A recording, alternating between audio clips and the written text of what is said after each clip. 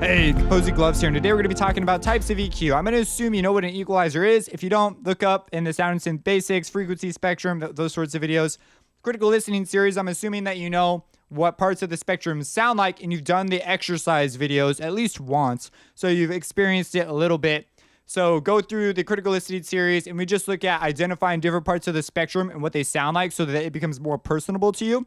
And then also, I'm assuming you know what filters are and what they sound like, and that's also covering Sound Synth Basics. So just have some general knowledge ready to go here, because we're going to go a little bit deeper than maybe some of you guys are used to going. Maybe this stuff you'll consider very basic. I don't know.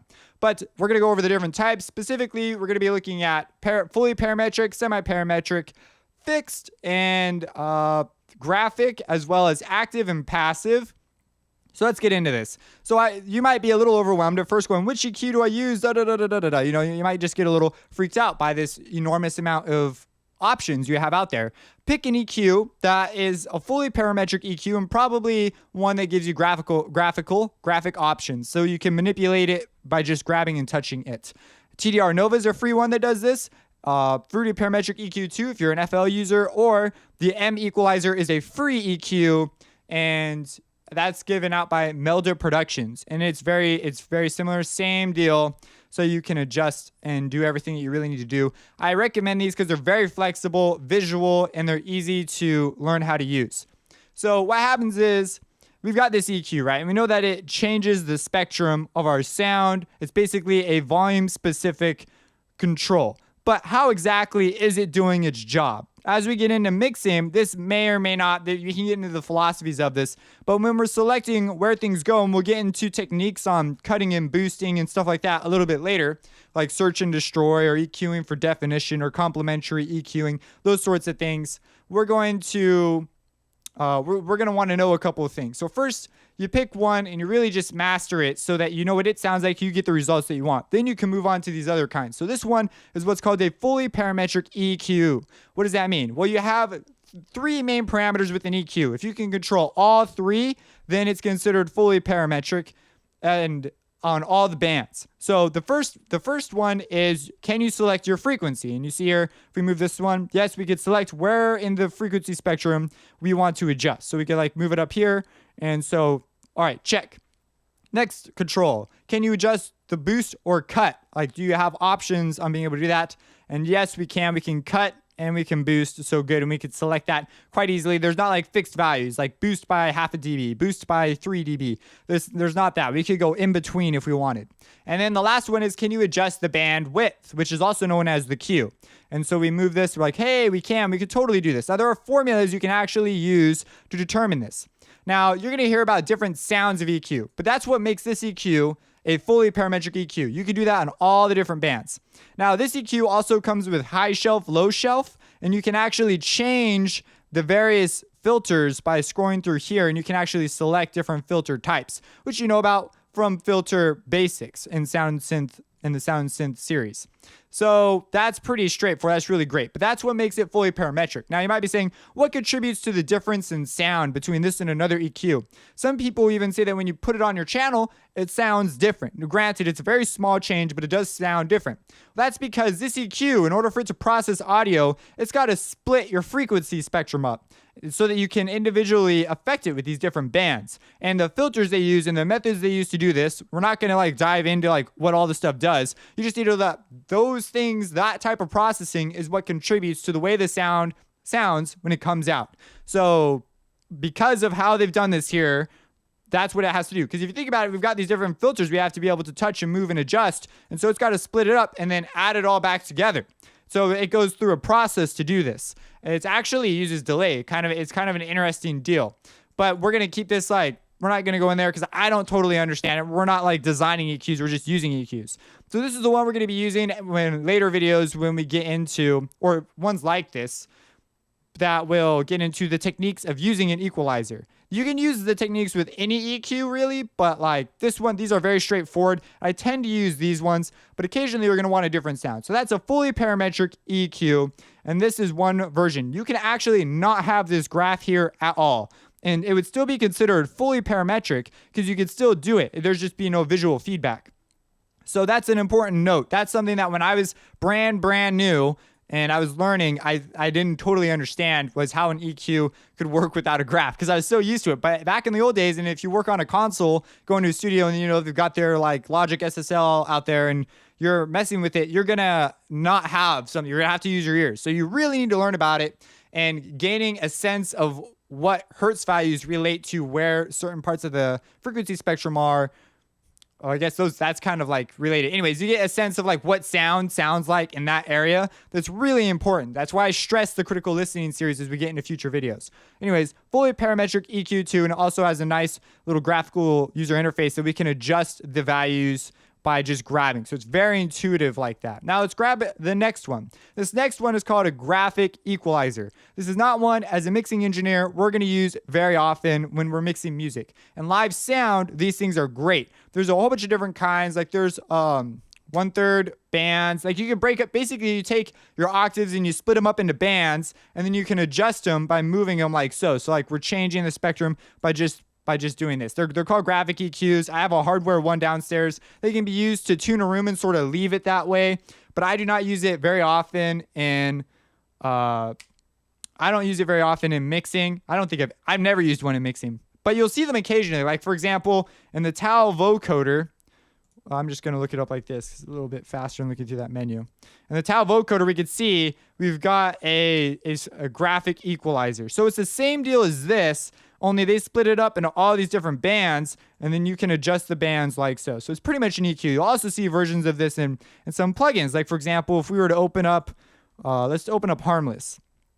We have something that's very similar. It's not the same thing. And over here, we do have something. We have the equalizer itself, but we also have control over it because it's an additive synthesizer. They give you an option that's like pretty crazy, but we're not going to deal with that right now. But when you see stuff like this, and I have a series on Harmless. If you do want to know what this stuff does, you can go look at it in my playlists. There's a whole series on it. But anyways, that's a graphic EQ. So it splits it up into bands, and you can adjust these bands individually. Generally used to what's called ringing out a system and identify feedback. Again, very useful for live sounds. If you need to make a general adjustment to the sound of a room, that needs to stay that way. Now, let's go ahead and move up to the next one. Now, this one also says passive EQ. So let's talk about what passive versus active EQs really quick, because they do sound different, and passive has sort of got this mystique, I don't know if that's the proper word, a mysterious allure to it that a lot of people get crazy about, but then they aren't always able to clearly identify what it is. My understanding of how a passive EQ works is you have an equalizer, it's passive, right? So it's not being there's no actual amplification happening during the circuit. What happens is during all the components, there's an amplifier at the end. There's a makeup amplifier. So what happens is your signal comes into a passive EQ, it gets reduced, it gets split into all those different bands, and all those bands are attenuated. So it's actually brought down, and then the gain is brought up to make it sound like where it was. Then when you make a boost or a cut, you are actually, and there's two sides, you have your left and your right. We're not going to go over this particular EQ. As you can see, we're just going over types of EQ. But what happens is everything's been attenuated and brought up. Then when you boost something, what actually is happening is you're just attenuating one of those frequencies less. And so all the other frequencies are just maintaining it while the other one is just being let through it. So imagine like you have a whole bunch of resistors and capacitors, and your signal is coming through all these things, and then at the end you turn it all back up. Well, on one, you just send it through less stuff. Basically, that's not like, I'm not sure if that's like really what happens, but essentially you just attenuate that one less, and thus it sounds like amplification, because it's going through that makeup amplifier at the end. So I'm sure there's various techniques and uses, but if you're really curious, so some people are about this versus active EQs will use they'll use feedback loops to create the amplification. And sometimes those can cause different types of ringing, and ringing gave me a certain sort of sonic, you picture ringing like ringing, and it sort of sounds, it's something you have to learn how to hear, to understand, but that's what causes certain EQs to sound a certain way, right? That comes from the way they go about doing their job. So a passive EQ is cool because it goes through and then you basically just attenuate stuff less to create the illusion of a boost. Now, I haven't read the actual manual on this guy. Maybe it does some other method, but it says passive EQ. And if you're looking at a hardware unit, like maybe like a Pultec EQ, That's the method that I believe they use in that one. So there you go. That's the difference between passive and active, whereas active doesn't do that. You're like actively moving things around, and that can cause different sorts of sounds. It does it differently, so therefore it sounds different. One thing I didn't include in here, but I could pull one up, is a linear phase EQ. Filters will cause phase shifts in their transition bands, especially the steeper the cutoff curve, the more likely you are to phase shift your signal. And so that, because if you phase shift something big, it's going to cause a large difference in the sound. But because of that flux element I talked about earlier, it's not always readily noticeable. Sometimes it doesn't even matter at all. Other times it can really matter. So if we open up, like, for example, in Maximus, we actually talk about this, I believe, in the last video, the linear phase filters right here. This could be a really important deal if you're mastering with Maximus, because then you know it's not going to color your signal. You won't get any of those phase shifts. You make other changes, though. There's like a whole bunch of changes, but some of them, when you're dealing with audio, they can minimize them so much that they're like almost not even there. But linear phase filters take a little bit more power. So anyways, that's a little deep on maybe for some of you guys. Don't sweat it if you don't totally understand it. But as you get further and further into it, you'll begin to notice these things. And in the Maximus one, the Maximus FL, in the FL12 Effect series where I cover Maximus, there's a pretty clear example of that happening. So pretty cool. Next up, we have an enhanced EQ. This is, now this one you can notice is only semi-parametric. A semi-parametric because you can adjust the bandwidth over here, or the Q. You can adjust the boost, but they don't give you all your controls. So we could select our frequencies, but they've been chosen for us. These are generally considered to be musical. They've picked settings for you that you may want to adjust, but in a way that is much more musical because they make sense musically. That's like it. There's like, if you look at it, if you read blogs on this stuff, I had instructors that say this, it's just pretty much agreed that these are more musical. You spend less time worrying about like these super detailed little precise points, and you just make some moves. And generally they're a little more broad. You're not trying to be surgical with this kind of EQing. You're trying to make a sound and you're shaping it broadly, which is very good, in my opinion, for people who are new to this, understanding broad shaping. Because surgical, some people get so surgical with it. It's like, man, you're getting like a little crazy with this. So anyways, that is so this is a semi-parametric EQ. Obviously, a fixed EQ is when they pick all the values for you and you just make changes. So these can be very cool. And you notice these are modeled, and that's something that we should also briefly mention. You're going to run across plugins of all kinds that are modeled plugins. So they're trying to model a piece of gear.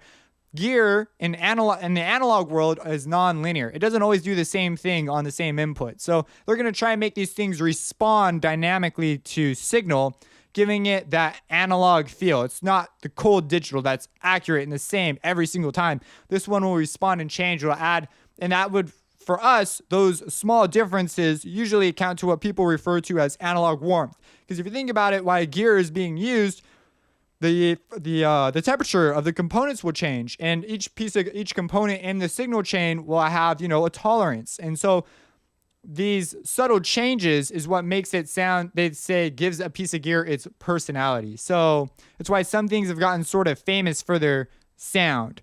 And that's what they're trying to do with this. So honestly, you could use this and be fine and get great results. These things, though, when you get an ear for what these things do to your sound, because maybe it responds to bass in a way that you really like, then you can go ahead and use something like this and get a result that you specifically know you want. Sometimes I pull it out just for the workflow method of things. I'm like, I want to be just a little bit more general. I'm not looking to overthink what I'm doing here. So you may pull out something that's a little bit simpler and do something like that. Now, the next one we have here is the solid EQ. This is another one that is, now this one is semi-parametric as well, meaning we only have some controls over things. So we've got a low pass filter and a high pass filter. And then on the low frequencies, we could select our frequency and we could select our cutoff. But you notice here we could choose between filter types, which is pretty cool.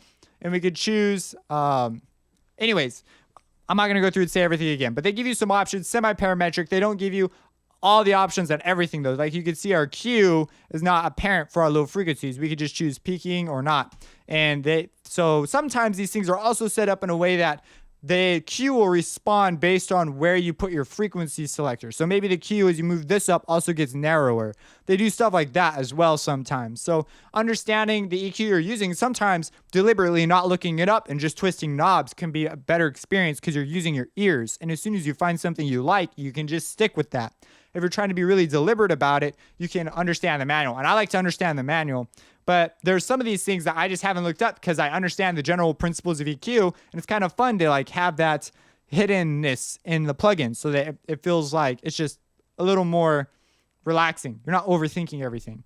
All right, this next one is one. Now this one I brought in. We're going to be talking about this one later. It looks very similar. It's fully parametric, but it's also what's called a dynamic equalizer. A dynamic equalizer is a frequency sensitive compressor, basically. That's what it is. We're not going to cover this right now. We're going to cover this in its own video when we get into dynamics. But it's here just for mention. This is the isotope one. If you want a free one, there's one by TDR Nova. This is what it looks like. And as you can see, we also have a threshold control here for dynamic control. We'll get into that later. Okay. So that's a dynamic equalizer. This is personally, this one is fixed, like a lot more fixed than the others. I guess you could argue with the boosting and stuff, but you see, they give you much fewer options. But I love this thing for the options that they do give you. As far as it being musical and affecting the sound and modeling, I'm not sure what they're trying to model. I didn't like read the manual. I just, wanted to hear what stuff would sound like. And they give you a graph showing you what you're doing, which is kind of handy. But like, I just really like the sound of this. As soon as I started using it, I'm like, this EQ is great. Like, this is definitely one of my more favorite EQs. So just so you know, I wanted to show you because I really enjoy this one. You'll also notice that there are actually different kinds of curves, and these curves have names. We're not going to be dealing with that, but if you get into something like the air EQ, they actually allow you to change the curves. I'm not sure if this one does, or if I'm sure there's an isotope plug I have that I haven't opened up yet because I only recently got these that allows me to control the curve settings. But it's nothing that I've really been too worried about. But some, I believe it starts with a B. It's like Baseldorf or something like that. Excuse my lack of knowledge in the DSP world, but it's a curve that goes up continuously. Whereas a high shelf, a high shelf will just come down and shelf and stay the same level. But you see, this one, if we go down, it actually looks like it continues to go down. So it dynamically changes the shape. So those are things that are kind of cool. If we go to the boost, oh, this is just the cut. Anyways, you get the idea. So that you can actually choose different curves. So they follow patterns and there's names for these curves is the big takeaway. All right, next up we have, this is just another example of an EQ. This one's in neutron, and these will all have different sounds because of the different filters and methods they use to derive how they split up the spectrum and deal with it if they don't split up the spectrum. Like maybe the band becomes inactive to help preserve more of the original sound. Like who knows?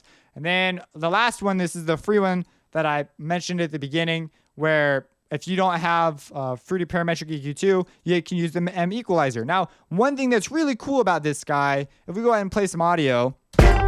Now, I know we haven't heard anything. That's because we're going to be going into those in the next videos. But we have gain, but we also have some soft saturation, so you can actually add distortion to this thing, which is pretty darn cool. We'll talk about stuff like that a little bit later. So it's very visual. So you activate the analyzer, go to settings, go to sonogram. This is freaking cool. Or go to graphs. So you see here we have a whole bunch of different options for metering and stuff. Don't worry about them. Basically, you can turn on sonogram fill, and you can also turn on like peak hold and stuff like that.